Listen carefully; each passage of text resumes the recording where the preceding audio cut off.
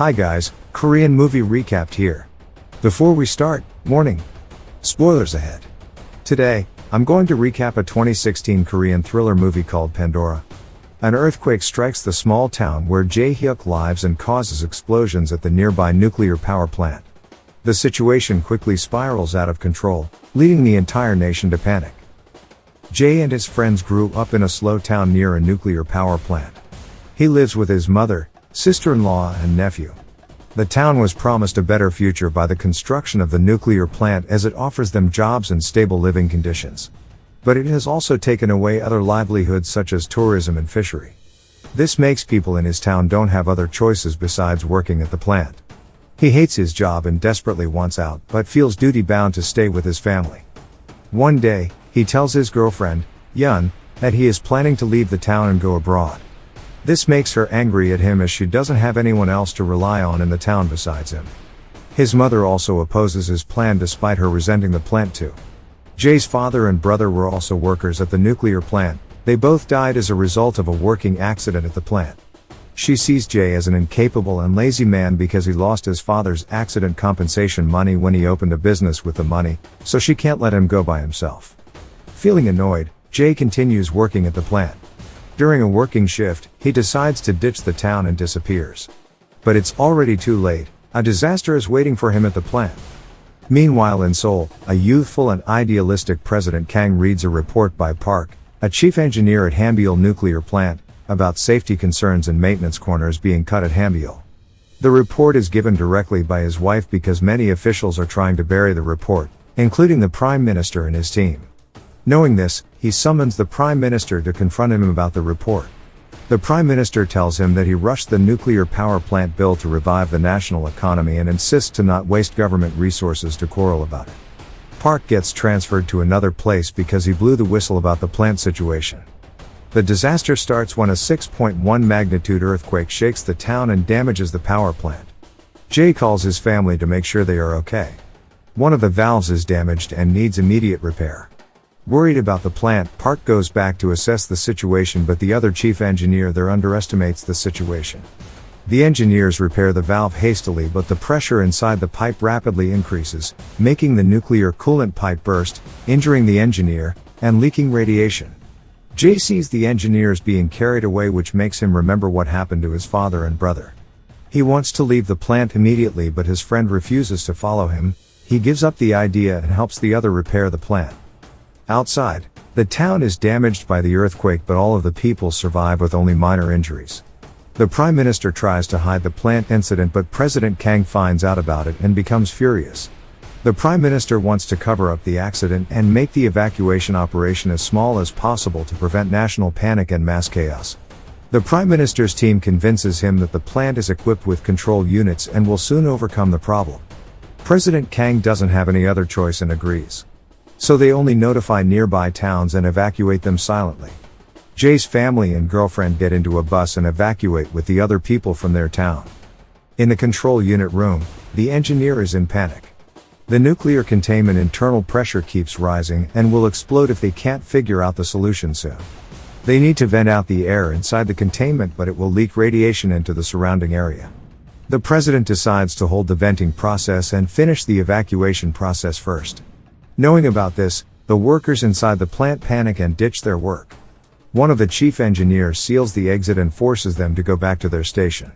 The workers ignore him and try to bypass the sealed door but fail. Because of the situation, Park decides to vent the nuclear reactor against the order. But the system malfunctioned, forcing the engineer to open the vent manually. The plant is having a nuclear meltdown, and when the pressure hits the limit point, all hell breaks loose. The nuclear plant explodes. The explosion kills most of the workers inside the plant, but Jae survives with a minor injury and helps his wounded friend to get outside. On the way outside, he meets Park and tries to get out together. The rescue team arrives at the plant, but the situation is bad. They can't go near the plant because the radiation level is too high. The Prime Minister insists on covering the explosion. His team denies all rumors about the plant explosion to the media. At the shelter, people start questioning about the situation, whether they need to go further or not. Yun goes back to the plant to see the real situation. She is shocked after seeing that the plant has already exploded, but relieved when she meets Jae outside the plant. But instead of going with them, Jay decides to go back inside to help the others despite the high radiation level. Yun and the others try to stop him, but he insists. Park also goes back inside and tells the rescue team to go closer. They finally decide to go closer to the plant and spray the area with water to help bring down the radiation level and pump coolant to the nuclear fuel road. Jay's friend gets treated at the medical tent with the rest of the victims. The medical team decontaminates them with water before treating them to minimize the radiation poisoning. Despite their effort, the situation doesn't look good. Yun goes back to the shelter to notify Jay's family that he is okay, but she lied about his whereabouts. She also tells the real situation to the other people, which makes them immediately pack things up and go outside the shelter to move away further. But the authorities lock them inside and jam the area phone signal, preventing them to share the real situation with the rest of the nation. Jay keeps helping trapped workers until nightfall. He accidentally gets splashed by radiated water while helping inside. His body can't keep up with the radiation and he collapses. He immediately rushed to the medical tent to receive treatment. The rescue team has run out of water, so they retreat to get some more. Park wonders why they don't use the seawater. He finds out that the head office has forbidden them to use seawater to prevent the decommissioning of the power plant. This makes him angry because the higher politician still thinks about the plant's functionality despite the situation. The radiation level is starting to take a toll to the rescue team's health. They are now exhausted and starting to show radiation poisoning symptoms. The International Atomic Energy Agency finds out about the accident and alerts the other international agencies about it. Foreign countries are starting to evacuate their citizens from Korea. The media started to cover the explosion incident, resulting in national panic and mass chaos. The whole nation starts to panic and moves away from the explosion area. Yun notices that the authorities guarding them have abandoned the shelter. Together they bust down the locked gate and get on the bus. A high amount of radiation has leaked outside of the plant, so they need to move further away. The medical team at the medical tent also starts abandoning the victims. Only a few brave ones stay there to keep treating the victims. Jay wakes up and immediately tries to find his phone. He calls Yun to tell her to bring his family as far as possible and promises that he will follow them soon. The road is way too jammed, making Yun doesn't have any other choice than to drive on the opposite lane. But eventually, they face another road jam, forcing them to walk. Park is frustrated by the situation when suddenly he gets a call from the president.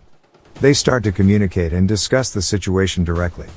President Kang takes over the control and declares a state of emergency. He decides to decommission the plant and start to use seawater to spray the site.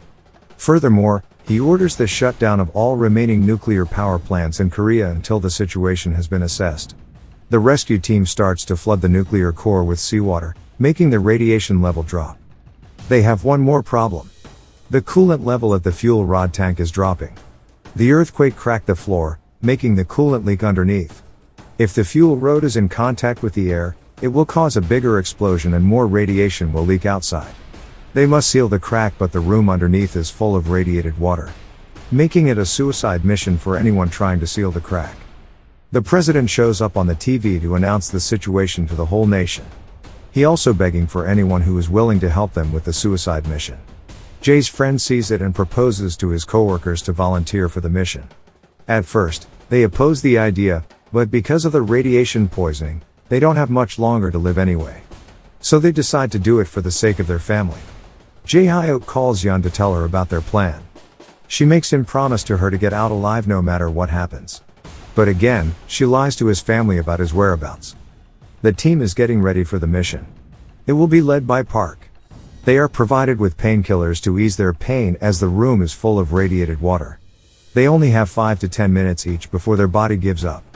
On the way, they see their destroyed town and reminisce about their past life there. Once they are inside the plant, they gather up at the room entrance. They split the team into several smaller teams and go inside in shifts of 5 to 10 minutes. Once they can't endure the radiation, the next team will continue the sealing process. But unexpectedly, the crack grows bigger and is about to burst. Their plan has failed. They are about to leave the plan when Jay proposes a radical idea. They don't have to seal the crack. Instead, they need to block the entrance and break the ceiling so the fuel road will fall down and the room will become another tank itself. They start to execute the new plan. But it has one flaw. One of them must sacrifice themselves and detonate the bomb inside after they finish sealing up the entrance. Jay is the only candidate as he is the only one who has the skill to handle explosives. He agrees to sacrifice himself and goes into the room. As he waits until the sealing is done, the radiation is taking a toll on his body. He takes the whole bottle of the painkiller. He wants to call Yun but his phone gets no service. He tells Park to ask the president to broadcast him to the TV so he can say goodbye to his family. Yun gets the news that Jay is on the TV, so they go inside a nearby bus and watch him from there. He says his final goodbye to his family and apologizes to Yun because he can't keep his promise. After the sealing is done, the remaining team goes outside and Ye-hyuk detonates the bomb. His sacrifice is not in vain as his plan is working. On the following days, the remaining team dies one by one from radiation poisoning. President Kang declares them as national heroes. In the end, the nuclear power they once relied on has brought disaster upon them. They only think that nuclear power plants are convenient for people's lives and the nation's economy, but they forget about the risk hiding underneath. Make sure to subscribe and turn on notifications so you can watch more videos like this. Thanks for watching, and see you next time.